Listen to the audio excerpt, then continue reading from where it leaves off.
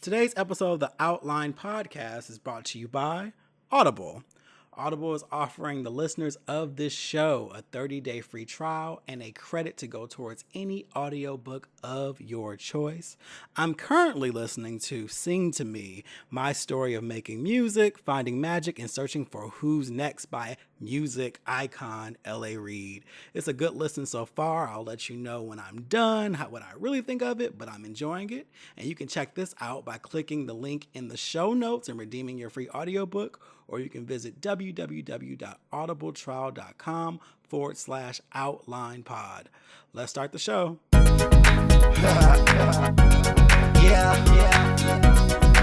Outline with Kevin Dwayne. Kevin Dwayne.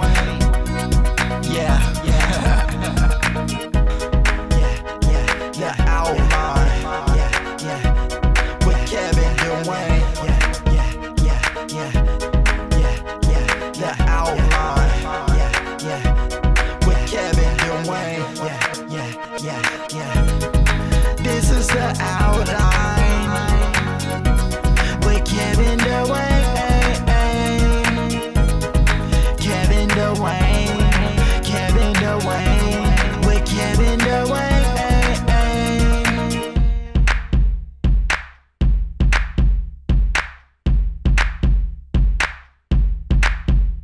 Yo, what's going on? It's the Outline Podcast, and I am Kevin Dwayne. Thank you for joining me for another show. It's another week. I hope everything is going well in your world, and I know you're all looking forward to the weekend.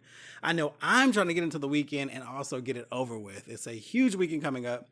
I have 2 weddings that I'm doing Friday and Saturday. So I know on Sunday I am going to be so relieved, honestly, just to kind of relax, because if you've worked in catering or photography or anything in the wedding industry, you know that weddings can be very, very hectic is the best way to put it. I mean, it's beautiful to experience them. It can be fun. It can be a lot of joy. But when you are a part of, I guess, the staff and you're a part of the moment, there's so many things you have to look out for. And I'm doing that times 2 this weekend. So please send out some positive energy for me because it's going to be very, very interesting. But I am prepared nonetheless. I'm excited. All the equipment is ready to go. I got my business cards, some more printed up that are on their way, and I am ready to do this. All there is to do now is just to make sure that my creative juices are flowing, because with ceremonies, you always want to get like really good shots and kind of out the box and things that really set you apart from other photographers and things of that sort. So I'm already kind of thinking through different things I want to do with the groom and bride and the bridesmaids and all that good stuff. And what's also cool is the weddings are completely different from each other. The wedding on Friday is actually much smaller. It's way more intimate. It's in one location. I don't even think they don't even have groomsmen and bridesmaids. It's just going to be them. It's going to be the family. So I expect that to be very low energy, but still beautiful and still awesome. So I'm going to try to conserve as much energy as I can on Friday. And then Saturday is a large wedding. It's 3 different locations. We're starting at one hotel, then we're going to this church, and then we're going to another location for the reception. And there's a whole thing. And that's going to be super extra, I'm sure, and I'm excited to see that too. So they're opposites, so it works out, and that's why I agreed to do both of them in the same weekend. Otherwise, I'd be like, no, I'm just gonna focus on one. Granted, when they're both done, there's gonna be a lot of editing to do, but that comes with the territory. But that's all this weekend, but I'm super excited that it's here, and then on Sunday, I will be relieved. So next week, I'll probably be even more at ease knowing that they're behind me, and I'll be working on getting the photos to the couples. But that's coming up this weekend. Last weekend, because I know what's happening, I decided to kind of take it easy over the weekend. Friday night, I did something on Friday night. Oh, I had dinner and drinks with my homegirl, DVZ. We had a great time. We went to Ormsby's off of Well, not off of. It's off of Howell Mill, but it's in West Midtown. Had a great time eating, catching up, playing board games at the table. My luck was on my side. I beat her at Connect Four. That doesn't normally happen, or no, people. It does happen kind of often. I always kind of luck up on games. I'm not a big game player, but I do like strategy, and so I was able to kind of get a couple wins in there, and it ended up being a really fun moment. I really enjoyed that time with her, and we have plenty more to come. So I did that on Friday. Saturday morning, I woke up and got my hair cut. Came home and I was on some chill shit for most of the day. Like most of the day, I just kind of was just like, I'm going to conserve my energy. I had some stuff to do that evening, but until then, I just kind of stayed in bed, read books, and just chilled. So I took a nap around, I want to say like 4 o'clock, 4 o'clock. And I woke up. So I just felt something in my spirit that said, wake up. I literally woke up. And as I woke up, I had a text message saying, hey, Beyonce and Jay-Z just released an album. And I was like, okay, it's not even, are you kidding? I believe this, like, because that's what happens. Like, people text me and let me know. And it was funny because I instantly went into like, not panic mode, but how quickly can I get to this shit without losing my mind? So as I'm turning my Apple TV on, I get the notification from Tidal saying that Everything Is Love dropped. I'm like, oh shit, this is about to be lit. So I turn on Tidal on my Apple TV and I see there's 3 items there. There is the album, there's the Ape Shit video, and there's Salute, I guess the other song that they didn't put on the set of music, which I'm still trying to understand that, but that's their business. They do what the fuck they want to do. So I'm going into the same kind of panic I did when Self-Titled dropped in 2013, where I'm like, where do I start? Do I listen to it first? Do I watch it first? What do I do? Like, I'm literally like, what should I do? Should I watch it? What should I do? So I was like, okay, cool. I'm going to watch the Ape Shit video first. So I go to press play on the video. This shit is pixelated as fuck. My internet decides to act a whole ass. My Apple TV starts clunking out. I'm like, what the hell? Like, I was just listening to you like a couple hours ago. What the hell? What is happening? So I had to do a quick little reset just so I can get back to it. And it's weird that Beyonce stuff causes me to panic like this. I just have this whole idea of like, how quickly can I consume this before someone fucks it up for me? And that's usually why I rush, because people love to spoil things. They love to spoil it. So it's always like a rush to watch and listen as much as I can so I can interpret and come up with my own opinions before someone comes and shits on it. So I'm always like, go, go, go. So finally I reset it, turned it on, watched the Ape Shit video, and was just like, okay, we're in a movement now. So first things first, let's talk about the Ape Shit video. Just number one. Something that stands out to me, and I've watched this video so many times since it premiered on Saturday. We are witnessing a different Beyonce, and hell, even a different Jay-Z. In 2003, when Crazy in Love came out, I remember Beyonce being this pop princess. And her and Jay-Z weren't necessarily on even playing field. She was still, striking out on her own as a solo artist, and we weren't sure what we were going to expect.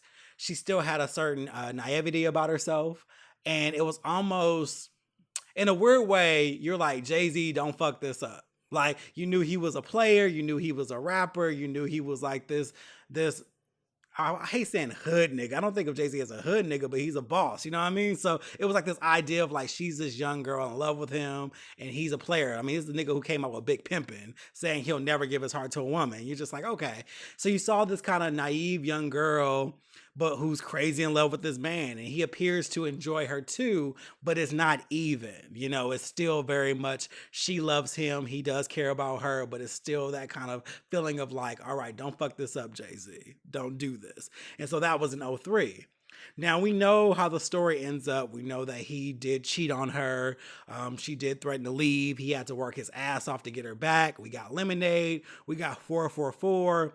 And now the Beyonce in the Ape Shit video is completely different. And I've been noticing this for a while. I've been noticing this since Lemonade. After having Sir and Rumi, like, you see a different Beyonce. This Beyonce is a grown-ass woman, but this is also a mother of 3 kids. And she has a certain type of power that's even greater than it was before. And it's more apparent in this video by the way she stands next to her husband.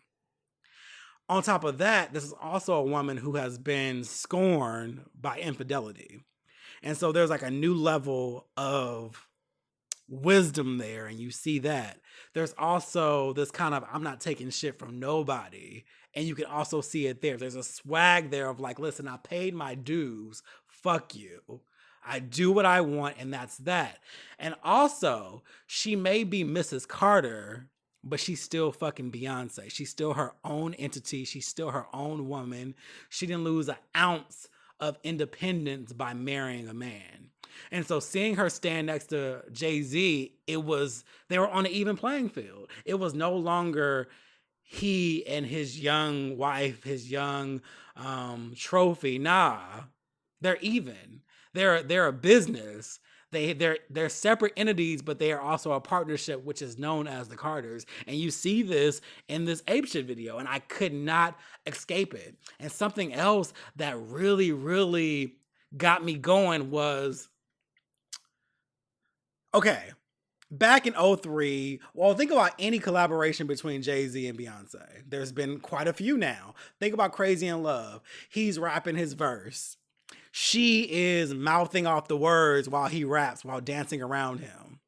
Upgrade You, same thing. She's mouthing him while dancing around him because he has this fly-ass verse. You often see this. Same with Drunk in Love. He's rapping, she's mouthing the words while all in a daze with him. Well, this is the first time, well, correct me if I'm wrong, but in Ape Shit, she has this dope-ass fucking flow, and he's mouthing the words that she's saying while basically kissing on her hands and being intimate with her. And she's flowing almost harder than him. Like Beyonce's flow has gotten super sick. Like she's really like doing the damn thing in Ape Shit. But he's also mouthing certain things that she's saying and kind of co-signing her in a way that you haven't seen before. And you see a different type of respect he has for his wife that I'm not saying he didn't have before, but you see it more now. And that is just so dope to witness on this front. Now, she's still mouthing his words too, but it's not in this whole lovey-dovey. It's kind of like, this is my nigga, you know, and we're in this together, but it just had a different kind of presence. So I kept watching that video over and over again and saying, damn, we're witnessing yet another era of Beyonce. And it's stronger than we've ever seen her before. Like it's just completely different. So with that attitude, I went into listening to Everything Is Love. And I enjoy it. I definitely enjoy it. It's not my favorite work. I gotta be super, super honest about that. I fucking love the songs. Don't get me wrong. I love the swag. It's very braggadocious.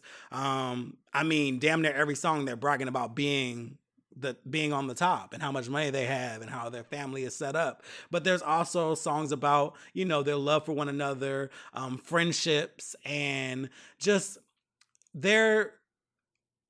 it's a great album when it comes to swag, especially when it comes to a collaboration, especially when you have an album like this where you have a rapper and a singer, but I mean, we can call Beyonce a rapper now too, I guess. When you have an album like that, they had to kind of meet in the middle. So she does kind of have these melodies, but it's still very much a rap album. And I think that's why it was limited. It's a short listen. It's like less than 30 minutes, I believe. It's 9 tracks, but it's a quick listen. But it's dope hearing the swag. It's dope hearing her say like little shit about like not putting her music on Spotify because she doesn't care about the numbers anymore. Like she does her own thing. I love the swag and I love it for the sake of that. But I love it for bringing together where they are in their marriage.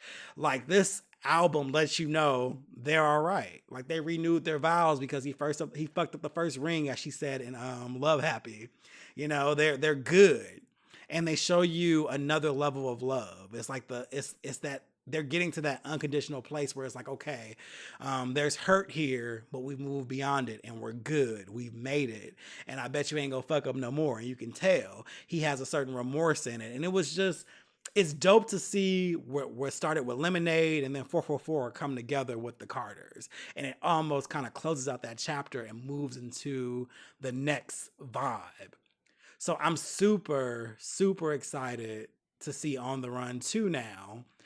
Also, like, I'm I hate that I have to remind you niggas every time a tour happens without new music that there's gonna be new music.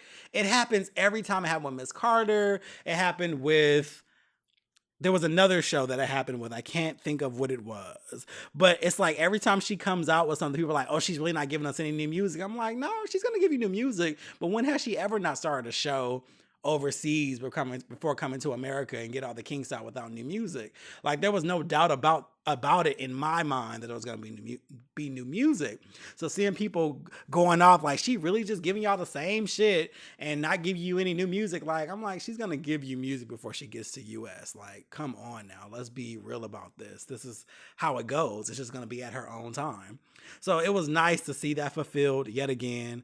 I'm digging it. I'm super happy to see them in another place. And yeah, everything is love is dope. I love the visual. I love Blue being on a little in between. And I really love I just love what they're saying. It's super dope. So if you haven't checked it out, it's on Apple Music now. But I mean, it's Beyonce and Jay. Ain't nobody got to promo them. We know who the fuck they are. Go listen to it. And yeah, I'm excited to get more music and definitely cannot wait to see them in Atlanta in August. And I just feel a lot more better about, I feel way better about it because I get to see them in this new zone. And yeah, super dope. Super dope. Another thing I did over the weekend, I read my friend Jennifer Robinson's book, My Brand of Passion.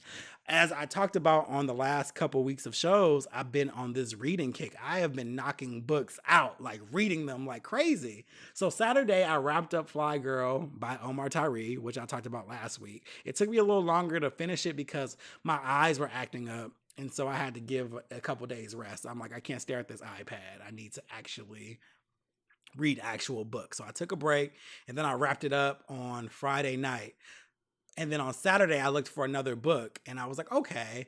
And I thought about it. I was like, oh, I bought this book from Jennifer months ago. I put it in a bag before I went to Los Angeles and I forgot about it. I forgot it was in my travel bag. And just as I was looking for books to read on Amazon, I was like, oh yeah. So I went to the bag and grabbed it and I started reading it.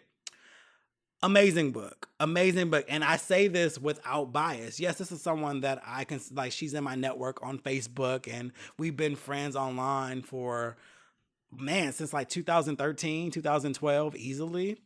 And so I supported it because I believe you should support your friends, support people in your network, especially Black people in your network. If they put out a book, if they had the courage and the wherewithal to write, get things edited and publish a book, you need to buy it and read it. Support, but buy at the minimum, because there are some books from people that I have not read, I have to admit, but I did purchase. But, I'll get around to it. It's all about, having the right time to read it and being in the mood for certain things. But pick this book up, My Brand of Passion. It's great. I can't really, I don't want to give away too much, but the main characters are Leah and Reese, and it kind of revolves around them and their relationships. But on top of that, you get to hear about mental health. You get to hear about upbringing and infidelity and pathology and religion, and it's a really good read, and it's a balanced read. There's a mixture of, like, it's sexy, it's thrilling, there's action, there's drama, like it's funny at times. It's a really balanced book, and I was very, very impressed. And I wrapped that up on Monday evening, and I actually made this hilarious video of a reenactment of when I was reading one of the chapters that had this kind of sensual scene. I was blown away. I was like, come through, Jennifer, for writing like this. But it's a really good book. I'll put the link in Amazon in the show notes so you can check it out. It's on Kindle. You can also get a hard copy. I have a hard copy, and it was great because I didn't have to worry about the iPad hurting my eyes. But really, really great book. So check out My Brand of Passion by Jennifer Robinson. On Sunday, I ended up going to see Ocean's 8. I knew the book came out. Not the book. What am I talking about? I was just talking about a book. Ocean's 8, the movie. It came out a couple weeks ago, but I saw a book club with my cousin instead. And then I had it on my to-do list to see Ocean's 8. So after talking to DVZ on Friday, she was telling me how she saw the movie and she didn't want to kill it for me, but she recommended I go see it. And I was like, yeah, I'm going to go see it. So Sunday morning, I caught the matinee. Of course, the theater I went to, their matinee, it still cost me $13. I was like, well, fuck. Like, I thought it was going to be lower than that, but whatever. It's a nice theater. I wasn't tripping. It's one of my favorite theaters. So I went to see it 10 a.m. I was there at 10 a.m. I enjoyed it a lot. I really enjoyed it. My favorite characters in the movie were Lou, played by Kate Blanchett, and then also Nine Ball by Rihanna. I really enjoyed them. Sandra Bullock is also great.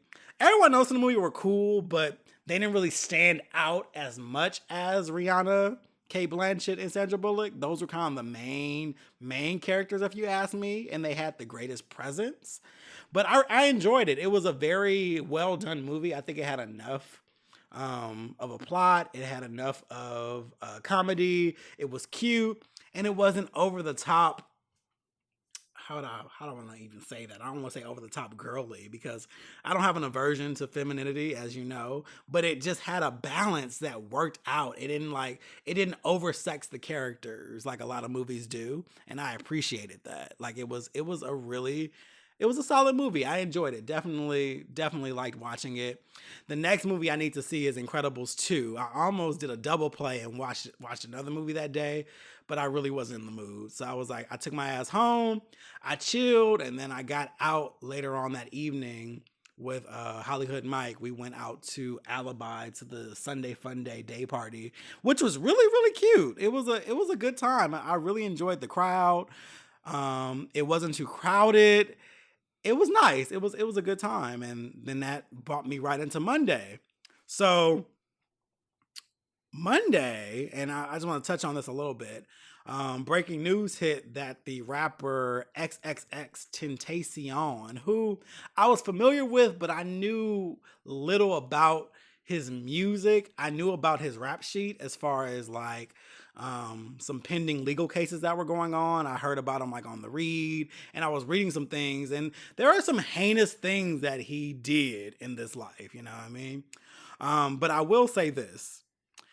One thing Raven of the Healing Space has really, I think, taught me is the power of being balanced and also the power of being objective, especially as a journalist, especially with someone who has a platform like myself. It's important to always look at things from all sides. And so I don't really lean on one side when it comes to the death of this young man. I do know that he did some very heinous things while he was alive. I mean, I don't need to go into the details of that, but if you go and read like the police reports and the things, he did some really negative things to people, and it'll make you cringe. But even at the same time, I never celebrate in someone's death. I never think anyone deserves to die. I don't care what you did, because death almost seems like an easy way out, if you ask me, because there's really no consequence. I don't believe in hell. I don't believe in punishment after this life. I think it all happens here. But life is a privilege, and I believe in consequences while here. So you'll never hear me say, oh, well, you deserve to die. So it's weird hearing people say that. Yes, the man did some very heinous things, and I do think that people are romanticizing his issues now that he's gone and making it seem like, you know, he was just this sweet guy who was misunderstood. And he may have been misunderstood, but there were still levels of things he did that were just unacceptable. Like, you know, that were just horrible, horrific, traumatic, you know? And yes, he had a very hard story, and there's that. So it's one of those things where you're balanced, but I'll never talk ill of him in that way because I didn't know the man. I didn't know him at all. But from what I've seen, it's like, damn, like there was definitely a negative energy on him. And that's that. Another thing that disturbed me is I found out about his death via a video of him laying dead in his car. Like that was my first introduction to seeing that he passed away.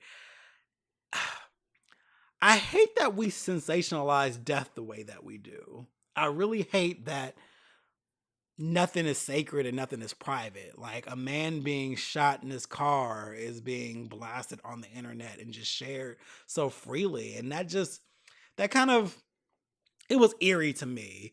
I mean, I remember the same thing with like Michael Jackson when that picture came out. And then another one that comes to mind, I don't know if you guys remember Messi Maya. He was an internet personality on YouTube. And also, I mean, if you heard Beyonce's Formation, that's him talking in the beginning. What happened to New Orleans, that's him. And his family also, his estate also sued her for using his likeness. But that's neither here nor there. But when he was killed, there was a picture of him laying face down and blood coming out of his head posted on Twitter when it happened, like moments after it happened. And and I thought about that too. And I'm like, God, like, why are we like this? Why are we so hateful? And why don't we care about families of these people and what that will represent to them? Like these people they still have families grieving for them. And that's just a hard pill to swallow. So, love and light to his family and the people who are grieving him. It sucks that someone so young has lost their life, especially being that young and not having the chance to kind of go through reform and to actually grow and see the error of one's ways. Like he didn't really get a chance to really change, like that negativity kind of consumed him in a way. So yeah, it's a tough thing, but I'm not going to be on either end of being like, I'll never say anyone deserves to die. It just doesn't, I can't be who I am and say something like that. But I also do think we have to watch the history that we romanticize as well. And it's just all about that balance ultimately. And that's all I can really say about that. In higher news, you guys know I love the show Pose. This last show was amazing. It was a Christmas episode. Definitely teared up a few times. That show is absolutely dope. But in my own little good news, like they do on the Healing Space, the writer of the show, Stephen Canals, reached out to me on Twitter and thanked me for my support when I was tweeting about the show. And that really made me feel special. And I love the internet for that reason. It's really the reason why I show up every week, because you never know who's watching. And that's why you also should be positive and you also should not do messy things online, because you never know who's watching. But it was dope to have the writer of that show kind of reach out and thank me for my support of it. And that was just a cool little moment. So shout out to Steve Canals. Thank you for what you do on that show. It's amazing. I love it. I love just how it's just so appropriate and just like how well they do the fashion and the music. Like this last show had Janet Jackson's Let's Wait a While playing in the background. And it's a really, really good show. And on top of that, I was scrolling through HBO Go the other day looking for something to watch, right? And I noticed MJ Rodriguez in one of the thumbnails of a short film called Gemma. I hope it's Gemma. It's Gema. And it's a 15-minute short on HBO, and it deals with basically a trans woman is dating a man and she's about to meet his family, but he hasn't told the family that she is a trans woman. And so it's them kind of going through that. And it was actually really, really cute. And it was good to see her in that role. And yeah, it was good. But if you have HBO Go or HBO, check it out. It's called Gemma, Gema. With MJ Rodriguez. MJ Rodriguez plays Blanca in Pose, by the way, if you don't know who I'm talking about. But yeah, she was in a nice little show on HBO, and I thought that was really, really cool. So shout out to that amazing show. Also, if you follow me on Instagram, the Outline Podcast, or The World of Kevin, you've seen that I'm adding another show to the lineup. Don't worry, you do not have to subscribe to anything else. It will be in the same place. It will just have a different intro and also a different cover. Now, I know depending on what you listen to it on, the cover may not change. Like Apple Podcasts, I don't think you can customize covers by show. You have to create a completely different show. But this is not necessarily it's a spinoff of the Outline Podcast. It's called Clearly Defined Incidents, and it's a storytelling podcast. I created it for you all who say you love the stories I tell on this show. So I said, okay, what if I have a separate show where all I do is tell stories like from the past and give you guys the details of the crazy things that I have experienced. I can't wait to begin the show. It's coming soon. I don't have an exact date because there's still some things I want to iron out. I want to make sure it's done correctly. And yeah, so coming soon, clearly defined events.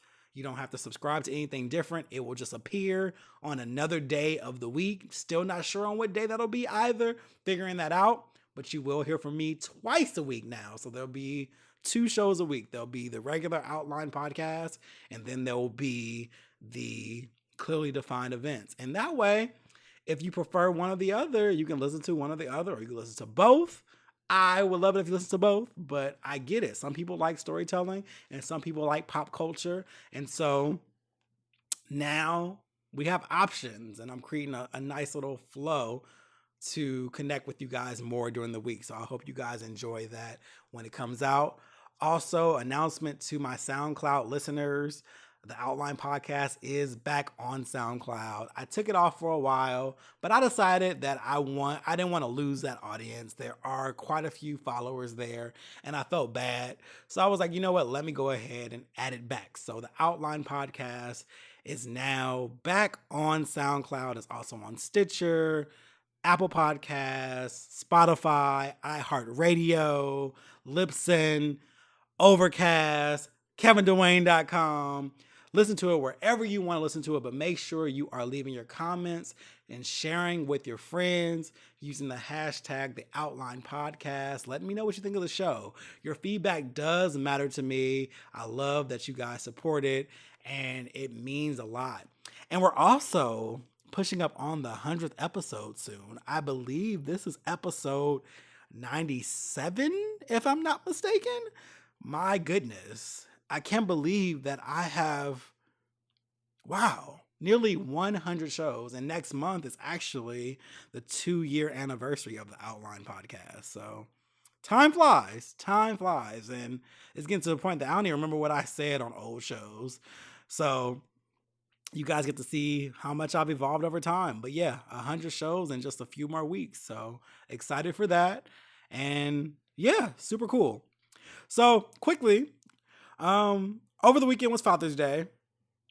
And also I have this belief that the universe brings things to us, whether it's thoughts or people or ideas, when they are needed. And it's no coincidence. Like, one thing that I think is so amazing is how I can go on Time Hop or see on this day on Facebook, and it'll show me a status that I wrote, or a picture, or something I was listening to maybe a year ago, or 2 years ago, or 5 years ago, or 10 years ago. And I'll be doing the exact same thing in present time. And it always blows my mind that thoughts occur when they do. And I don't think there's any coincidence with that. I think it is all meant to kind of drive at once.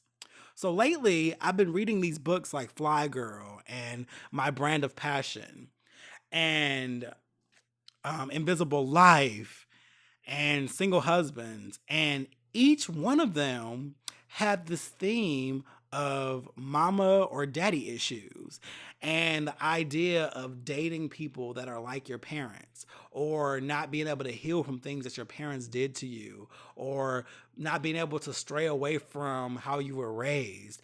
And it was no coincidence that I'm reading these things. And then also, it's around Father's Day, which was Sunday. And then also June 10th last week was my dad, my guardian, who passed away in 2012. It was his birthday on June 10th, and the anniversary of his death was June 4th. And I'm like, that's so crazy. I'm reading all these things about daddy issues and stuff like that. And so while reading these books, this is why I love reading books. They make you think if you're reading the right books. They're thought provoking. They make you kind of really explore things. And so reading about these characters who have like these deep daddy issues, I started kind of breaking apart my own stuff and starting to see, especially when it comes to dating, like are there any things that I'm bringing from my childhood into my dating life? Because it's so easy to do that. A lot of us do it. Now, though my biological parents didn't raise me, I still had a mother and father. My aunt and uncle raised me. I still had guardians. I still had um, masculine and feminine energies. I still saw what a relationship, a healthy relationship looks like. I had parents who were very present in my life. They showed up to conferences. They went to my events. They came to my rehearsals. They drove me to things I needed to go to. Like they were very, very present. You know what I mean? So I don't really carry any kind of resentment towards my parents into adulthood. But then I started thinking about those times where I was super, super insecure, or the times I was dating people that I knew would never be mine, and what I ultimately wanted from that. And so reading these books, I was kind of like reading these books about these characters who were dating their fathers or their mothers. And they were dating the people that, for example, in My Brand of Passion, one of the characters, um, she was in love with a man who reminded her of her father. But her father wasn't in her life. So in a way, she was trying to make this man, like she was trying to kind of gain a security in this man that she couldn't get from her father. But this man was no good for her. He was just using her, you know? And I started thinking about all the times I dated people who were no good for me. And I went after people who were really unattainable, and I just ignored them. And I'm like, where did that come from? Because it certainly wasn't from who I was raised by. But I started thinking, like, was I triggered any by my biological parents not really being in my life? Because I'm like, I don't remember, honestly, to be completely 100 with you, I never yearned for them. I kid you not, I never yearned for my biological parents, at least not that I can remember. I was spoiled growing up. You hear me? I went to private schools. I got what I wanted. I had my own room. I didn't have to share. I had people who paid me attention. Like I got the best of the best. I didn't yearn for anything. I wasn't missing anything. But it's just interesting that in my dating life, though I knew that and though I saw what a healthy relationship was supposed to look like, I still made interesting decisions in men in the past. And I'm like, I wonder what that was about. And it made me want to explore that more, you know, and kind of see that. And so reading these books, it has really kind of had me in that zone of like wanting to journal more and kind of analyze the stuff, because I don't have any gripes with how I was raised. Like my parents were dope as fuck, man. And I miss them so much. I hate they're not here anymore. But I had a great life with them. But it does make me think about my dating decisions, though. Where did I get these ideas of who I'm supposed to go for? And why am I not going for more people like my dad was, or even like my mom was? Like, my parents were consistent as fuck. They cared for me and they added value to my life and they respected me. And why did I even waste time in my youth going after these fuck boys? But I know a lot of it, it's shallowness too, though. You know, we all want the pretty penny. Let's just keep it real. A lot of it was like, listen, I want a nigga with body and you know, and all this shit. You know, I want a certain look, but that internal needs to be right too. So why was I allowing that internal not to be right too? It just had me kind of thinking about that. But then also in reading, I was thinking about how there's so many people who are raised one way, but they're afraid to break away from it. And I posted this on my Facebook earlier. I said that just because you were raised a certain way, it doesn't give you an excuse to be limited in your thinking and not grow as an adult. Yes, our parents can make missteps. They cannot hold us enough. They cannot show up. They can give us misinformation. They can even be selfish because they want to live their lives through us. But at a certain point, you still have to take control for your own life.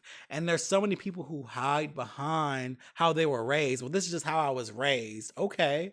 But what does that have to do with life at hand right now? You know, especially if it's causing you to be morally weak, or if you have fucked up gender roles because of how you were raised. Just because something is given to you as a child doesn't make it right. And I know I've said this before on the show. I know I have, because I'm having the craziest case of deja vu right now.